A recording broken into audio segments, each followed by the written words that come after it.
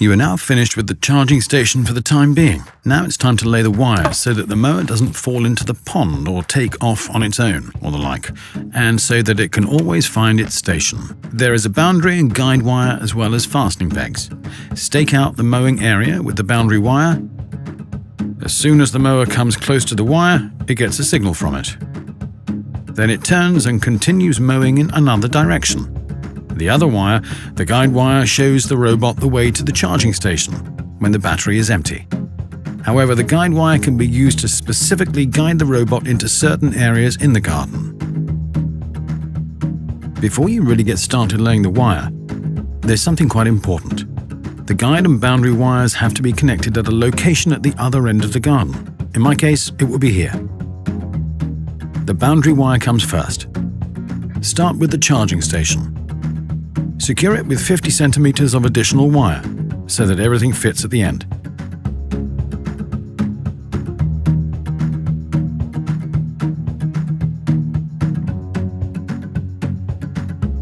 With the ruler, it's super easy to keep the right distance. Use 35 centimeters in front of solid walls so that the mower doesn't bump into it when it turns. On the other hand, a distance of 30 centimeters is enough for flower beds in gravel paths. But don't use any less. Otherwise, the mower might drive over the edge and get stuck. In addition, it's important for the flower bed or gravel path to be at the same level or lower than the mowing surface.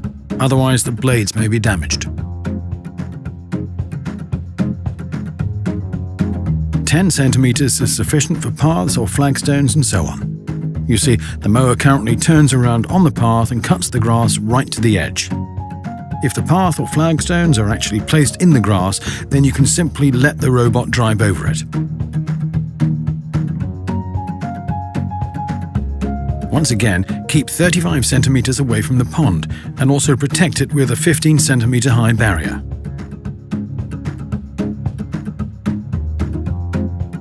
Simply hammer in the pegs every 70 centimeters. Then pull the wire until it's smooth.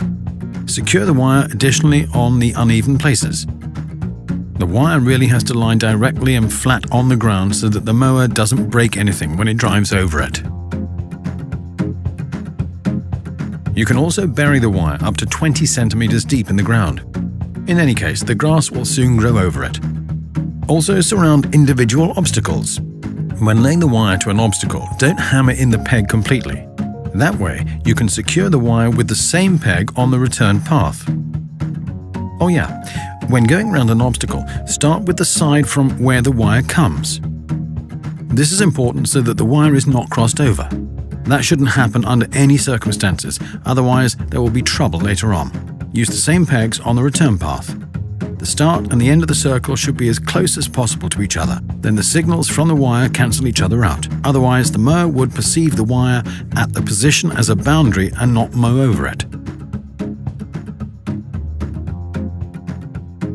The mower recognizes quite a bit, even without a boundary. If it bumps into something, it simply turns around. If the tree has visible roots, then it might happen that the mower gets snagged or gets stuck on them.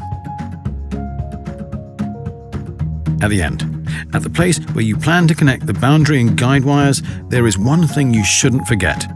Lay a 10 centimeter loop.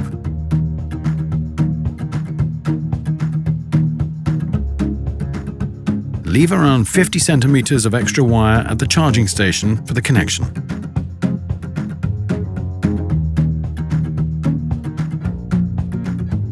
The guide wire comes after the boundary wire. With it, you can specifically direct the mower to the remote areas of the garden, and it shows the mower the way back to the charging station when the timer gives the command or the battery is empty. Here are a few tips in advance. Lay the wire diagonally on slopes so that the mower can mow there optimally as well. And also so that you can safely guide the robotic mower to secluded areas. You then set the remote starting points along the guide wire. That way, the robotic mower knows how often it has to mow remote areas in the garden. So, right from the start. First of all, thread the wire in the designated channel under the ground plate and lead it straight out by at least 1 meter.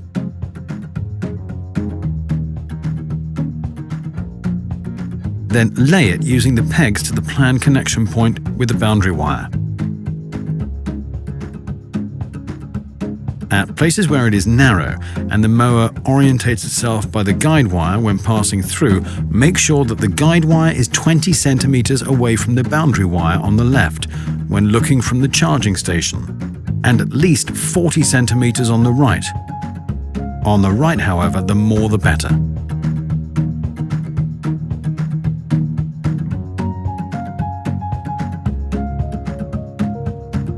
At the connection point, cut the guide wire and then cut the previously laid boundary wire on the loop.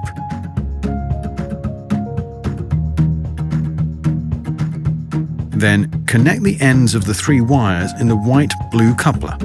To do this, insert the 3 ends into the holes in the coupler as far as they will go and then squeeze it together with pliers.